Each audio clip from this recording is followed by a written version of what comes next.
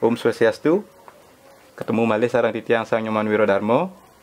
Setelah di video sebelumnya Tiang berbagi proses pembuatan barong yang agak langka di Bali, di video kali ini Tiang mau berbagi proses pembuatan barong yang lebih lumrah. Mungkin dari anak kecil sampai orang dewasa udah tahu barong jenis niki. Langsung saja kita mulai prosesnya. Ya.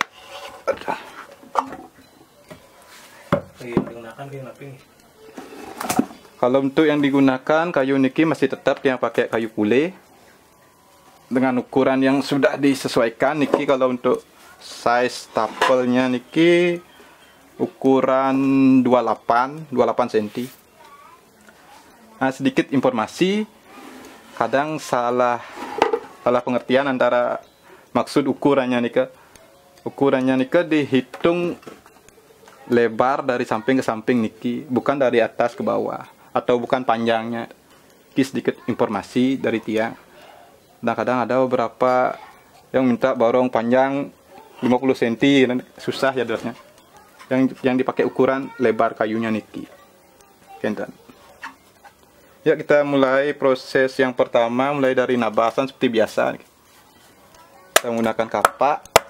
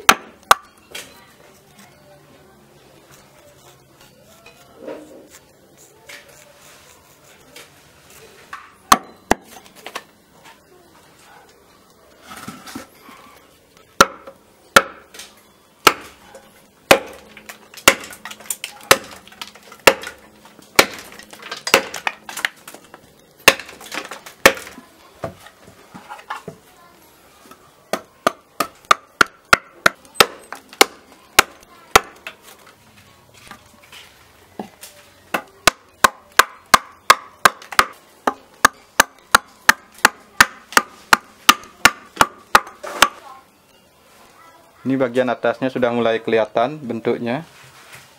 Sekarang kita lanjut ke nabasin yang bagian bawahnya.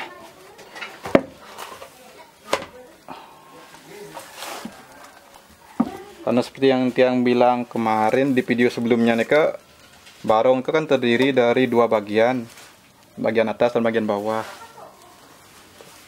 Yuk kita proses di bagian bawahnya sekarang.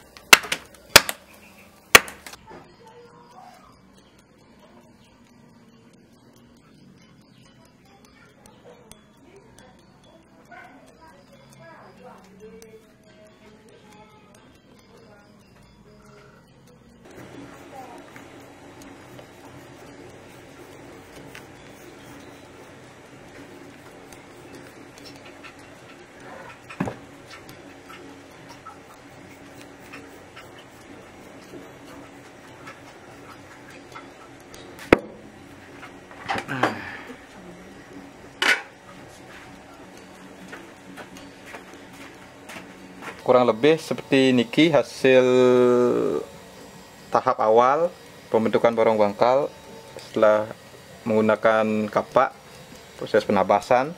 Sekarang kita lanjut ke proses pembentukan dengan pahat atau pemahatan ya.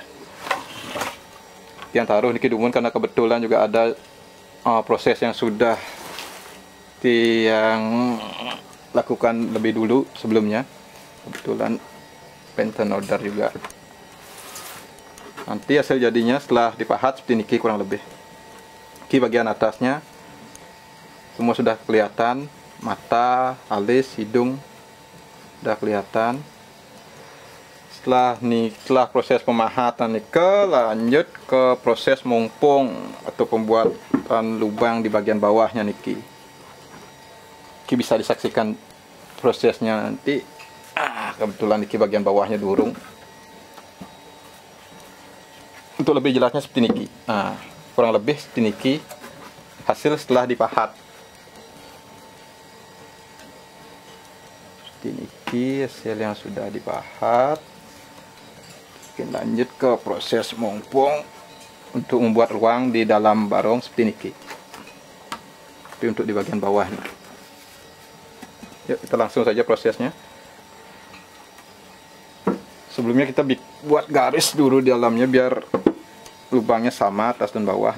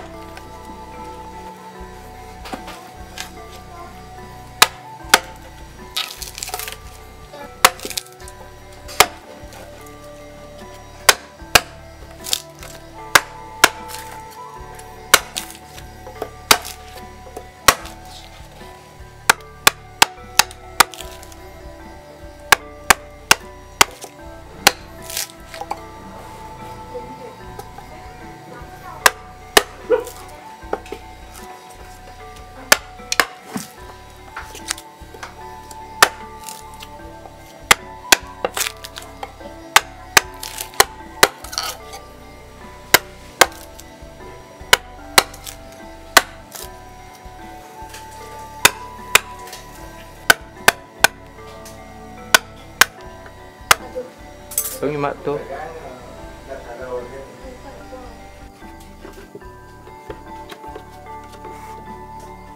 Ya, kurang lebih seperti niki dah hasil setelah proses memahat dan pembuatan lubang di bawah ini kan. Untuk proses berikutnya kita lanjut ke proses penghalusan atau ngeror. Menggunakan pengutik.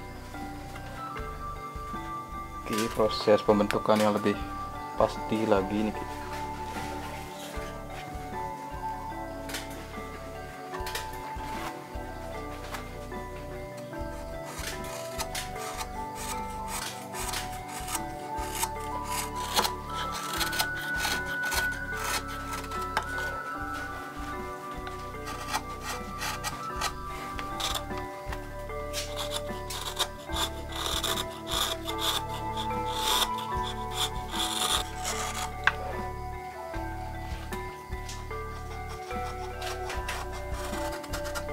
Sebelum memulai proses ngerot, ada hal yang perlu kita perhatikan.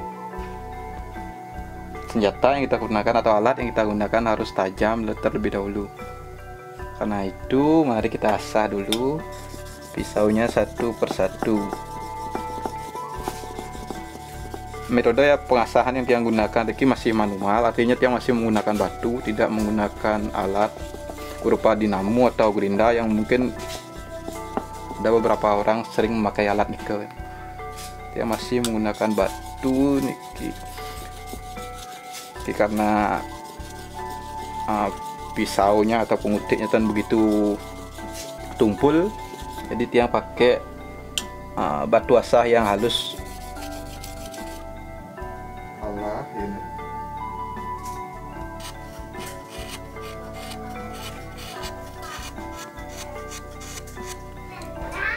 Kita haluskan saja bagian yang harus diutamakan, terutama kalau di bagian mata niki harus betul-betul halus dan betul-betul rata dia.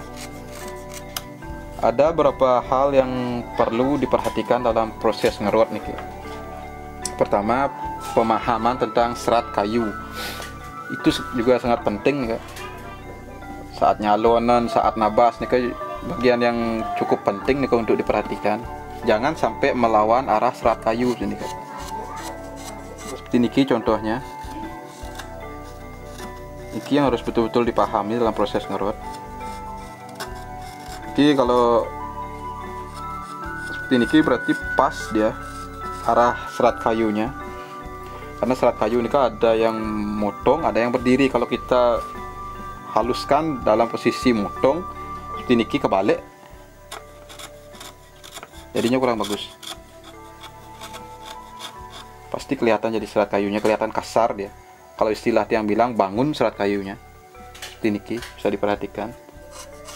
Dia yang contohkan, misalkan kalau Anda ngelawan serat kayunya, kalau menurut istilah dia yang perlu diperhatikan nih, untuk yang pemula juga yang masih belajar, ini penting nih untuk diperhatikan bagaimana caranya membuat atau ngerot istilah tiang agar hasil rotannya itu bagus, terutama di bagian mata agar bulatnya mau sempurna. Kalau niki serat yang benar, karena niki ya posisi kayunya tidur, jadi arah seratnya dia memanjang seperti niki. Kalau kita kebalik seperti niki, sebenarnya niki arah seratnya ke memanjang seperti niki. Kalau kita kebalik ngerotnya seperti niki, serat kayunya akan bangun ya. Bisa dilihat niki. Nggak mau halus dia, pasti bangun seperti niki. Harusnya yang benar kita pakai pisau yang punya dua mata. Kita ngerotnya ke belakang ya. Ini yang benar, agar bulat matanya sempurna dan hasil rotannya bagus, halus nih.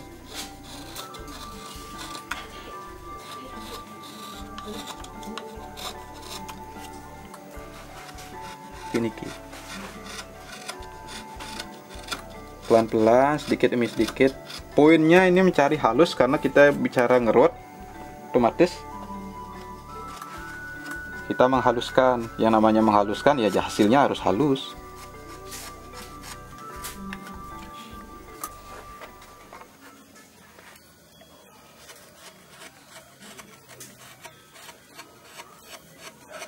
Biasanya ukuran balong bangkal yang sering dibuat itu berapa aja?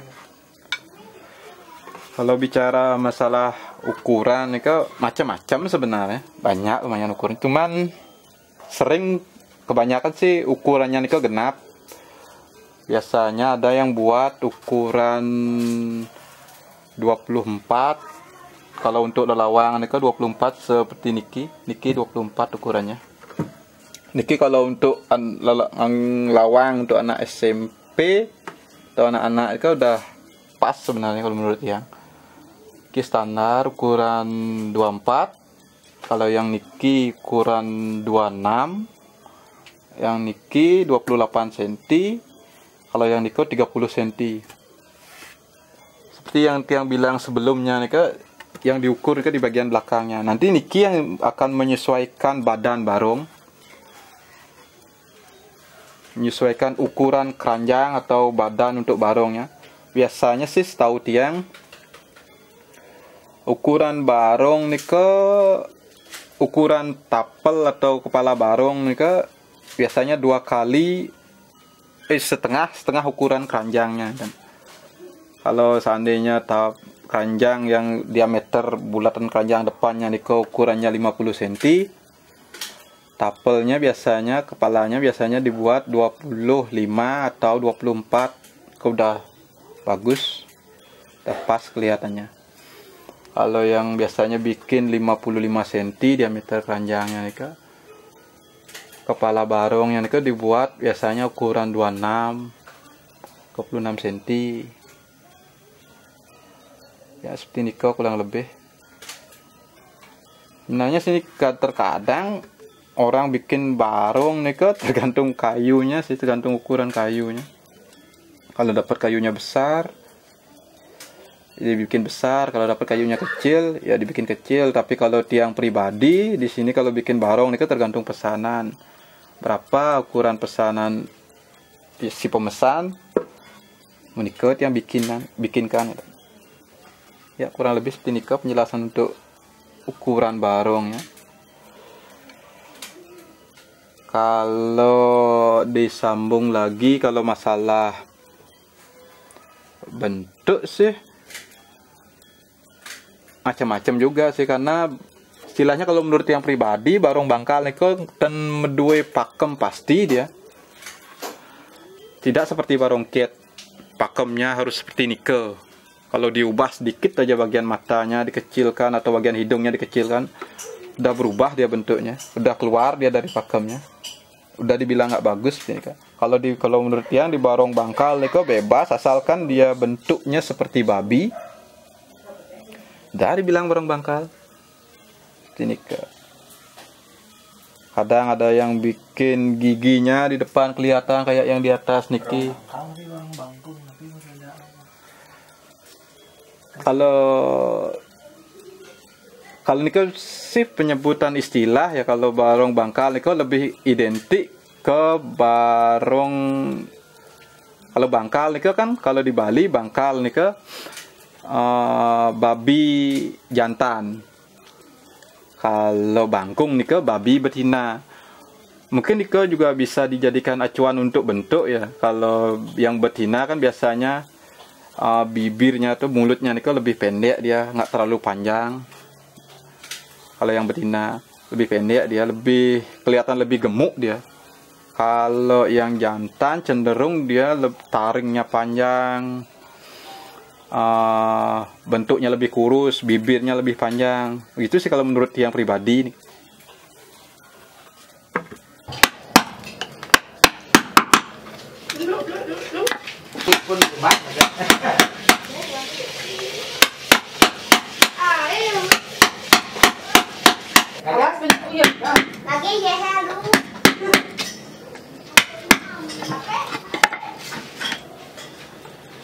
Akan bambu. Sama air? Iya.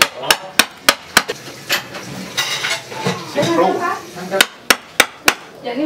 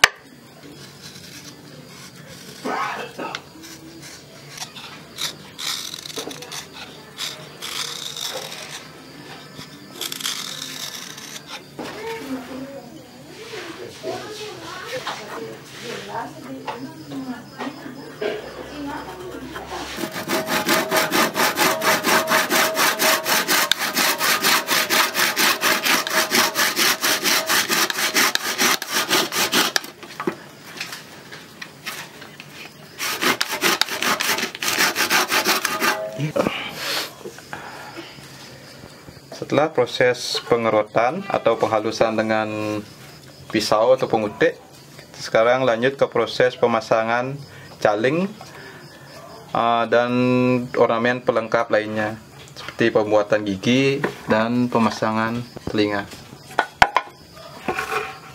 Sebelumnya juga yang sudah buat salah satu bagian yang paling penting dalam barong yang biasa disebut dengan pletekan atau yang menggabungkan antara barong bagian atas dan bagian bawah.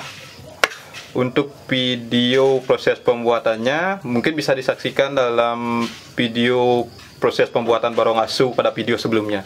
Di sana udah lengkap proses pembuatannya dari mulai pembuatan lubang sampai perakitan.